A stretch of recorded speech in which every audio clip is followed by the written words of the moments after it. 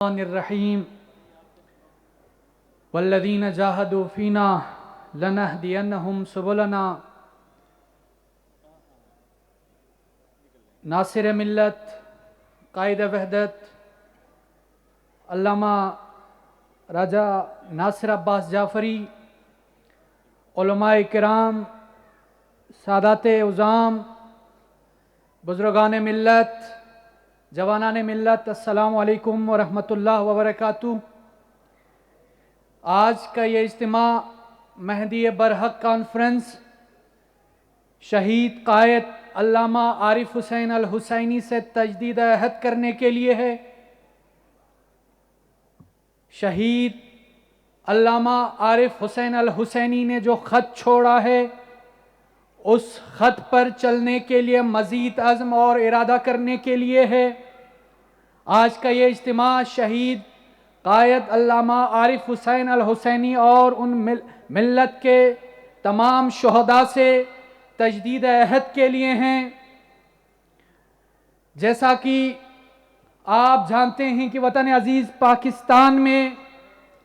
جو لا الہ الا اللہ کی بنیاد پر بنا، اسلامی نظریہ حیات کی بنیاد پر بنا،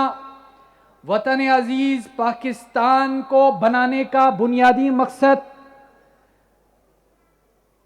قائد اعظم محمد علی جناح اور علامہ اقبال کے نظریات کی روشنی میں قرآن و سنت کی بالادستی تھی، قرآن و سنت کی عملداری تھی۔ اس ملک کو اسلام کا قلعہ بنانا مقصود تھا۔ 74 سال گزر چکے ہیں، ہم خواب اقبال کی تعبیر ڈھونڈ رہے ہیں، ہم قائد اعظم محمد علی جناح کے اس اصولی نظریات کو ڈھونڈ رہے ہیں اور ہم جد و جہد کر رہے ہیں۔ اس راستے میں ہم نے شہداء بھی دیے، ملت تشیع کے بہت ساری شخصیات کو نشانہ بنا دیا گیا، چن چن کے انٹلیکچوئلز کو رستے سے ہٹا دیے گئے۔ سب سے پاکستان میں جو علمبردار تھا اقبال و جناح کے پاکستان کا، وہ علامہ عارف حسین الحسینی تھا۔ عارف حسین الحسینی کو استعماری ایجنٹوں کے ہاتھوں شہید کر دیا گیا، اور شہید کر کے استعماری ایجنٹوں نے اور پاکستان کو ڈی ٹریک کرنے کی کوشش کرنے والی طاقتوں نے یہ سوچا، انہوں نے یہ ارادہ کیا کہ پاکستان ہمیشہ امریکہ کی کالونی رہے گی، استعماری طاقتوں کی پالیسی پر عمل کرتا رہے گا، پاکستان ان تمام عالمی طاقتوں اور فرعونوں کی کاسالیسی کرتے رہیں گے۔ لیکن یہ ان کی بھول تھی۔ آپ نے علامہ عارف حسین الحسینی کو شہید کرایا، آپ نے ڈاکٹر شہید کو ہم سے جدا کر لیے، آپ نے ہمارے دیگر شہداء کو بظاہری طور پر ہم سے دور کر دیے۔ یہ آپ کی بھول تھی۔ یہ ان تمام پاکستان دشمن، اسلام دشمن، تشیع دشمن طاقتوں کی بھول تھی کہ ہم خط شہید کو چھوڑیں گے، کہ ہم انتخابی سیاست کو چھوڑیں گے، کہ ہم سیاسی میدان کو پاکستان میں تکفیریوں کے حوالے کر دیں گے۔ یہ تمہاری بھول تھی۔ جو نظریات قائد شہید نے دیے، جو اصول قائد شہید نے دیے، اس کا علم لے کر مجلس وحدت مسلمین کھڑی ہو گئی، مجلس وحدت مسلمین کے قائدین کھڑے ہو گئے۔ ہماری قیادت علامہ راجہ ناصر عباس جعفری کی صورت میں پاکستان میں علم لے کر کھڑے ہوئے، ان کے ساتھ گلگت بلتستان میں آغا علی رضوی کی شکل میں ایسی قیادت کھڑی ہو گئی۔ اسی طرح بلوچستان میں آغا ہاشم موسوی جیسی شخصیت کھڑی ہو گئی، آغا مقصود ڈوم کی جیسی شخصیت کھڑی ہو گئی، اور علامہ عارف حسین الحسینی کے ان نظریات کو حقیقی معنوں میں پاکستان کے کونے کونے تک نہ پہنچا دیے، نہ صرف بلکہ سیاسی میدان میں ہر اسمبلی میں حاضر ہو کر، بلوچستان کے اسمبلی میں آغا رضا کی شکل میں، KPK کی اسمبلی میں آغا مدثر کی شکل میں، اور گلگت بلتستان کے اسمبلی میں دشمنوں کی آنکھوں میں آنکھیں ڈال کر ملت کے حقوق کے لیے آواز بلند کرتے ہوئے یہ واضح کر دیا کہ اے شہید قائد، ہم آپ کی روح سے نہ صرف تجدید عہد کرتے ہیں بلکہ ہم فخر کے ساتھ کہہ سکتے ہیں کہ ہم نے آپ کے اصولوں کو زندہ رکھا، ہم نے آپ کے نظریات کو زندہ رکھا، ہم نے اس محاذ کو اور میدان کو کبھی خالی نہیں چھوڑا۔ ہم پاکستان کے حقیقی فرزند ہیں۔ آپ نے وحدت کا جو علم اٹھایا تھا اس علم کو ہم نے گرنے نہیں دیا۔ آپ نے ملت کے حقوق کی بات کی تھی، ہم وہ بات آج اسمبلی کے فلور پر کھڑے ہو کر فخر کے ساتھ ہم کرتے رہیں گے۔ ہمیں معلوم ہے اس کی پاداش میں ہمیں زندانوں میں ڈال دیا گیا، ہمیں معلوم ہے چن چن کر ہمارے مغز متفکرین کو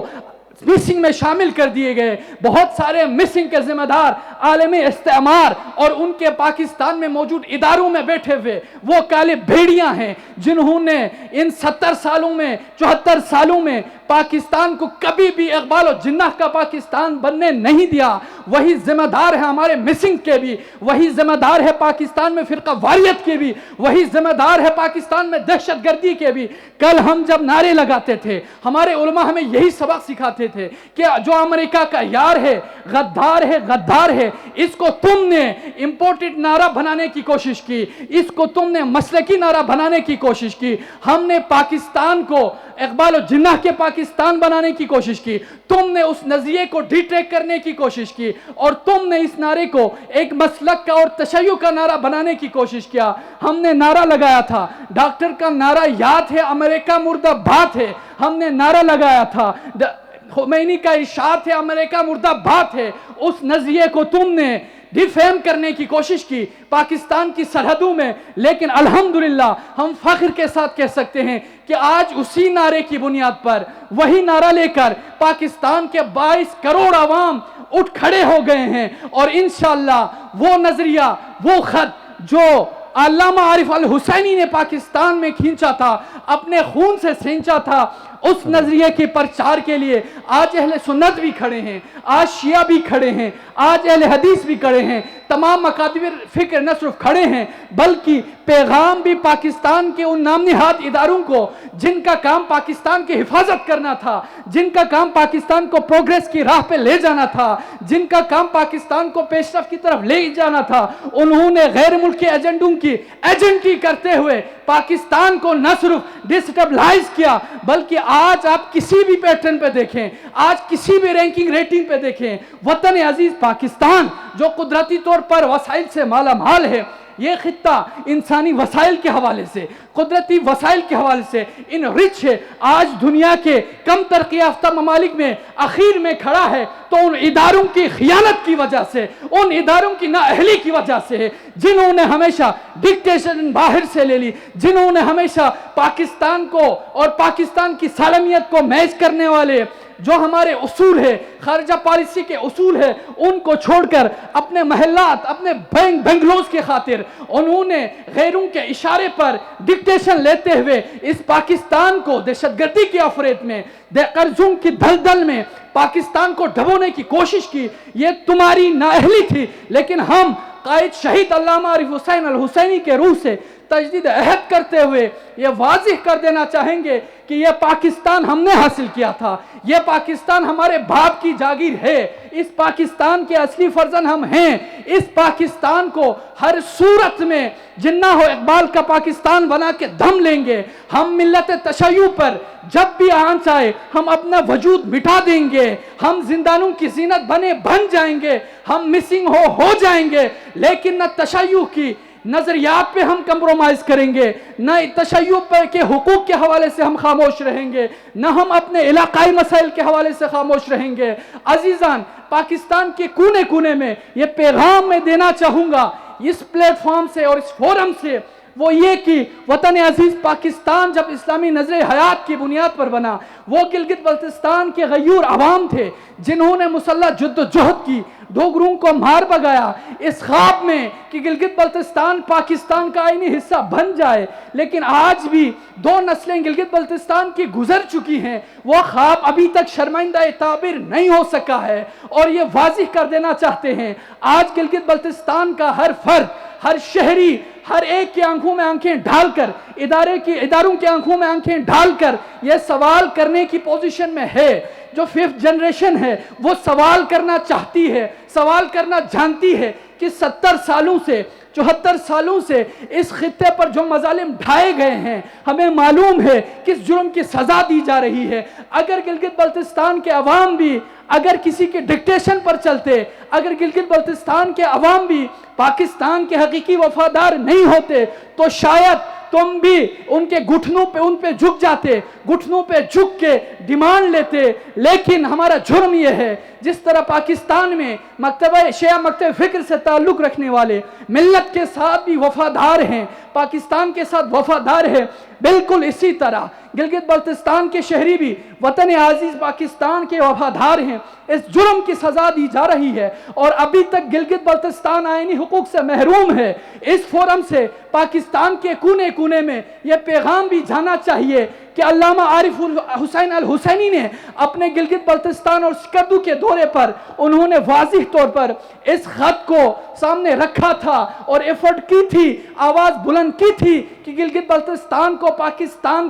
پاکستان کے صوبے کا درجہ مل جانا چاہیے، اور ہم یہ آواز بلند کرتے رہیں گے اور انشاءاللہ ہماری جانیں فدا ہوں ان نظریات پر، ان شخصیات کے دیے ہوئے خط پر۔ ہم نہ ان نظریات سے پیچھے ہٹیں گے، نہ ہم اصولوں سے پیچھے ہٹیں گے، اور انشاءاللہ سیاسی میدان میں ہر انتخابی عمل میں مجلس وحدت مسلمین کے کارکنان پورے حوصلے اور جذبے کے ساتھ کھڑے ہوں گے۔ ہمارے محفل میں جو کہ آج کے یہ محفل شہداء کی تکریم کا محفل ہے،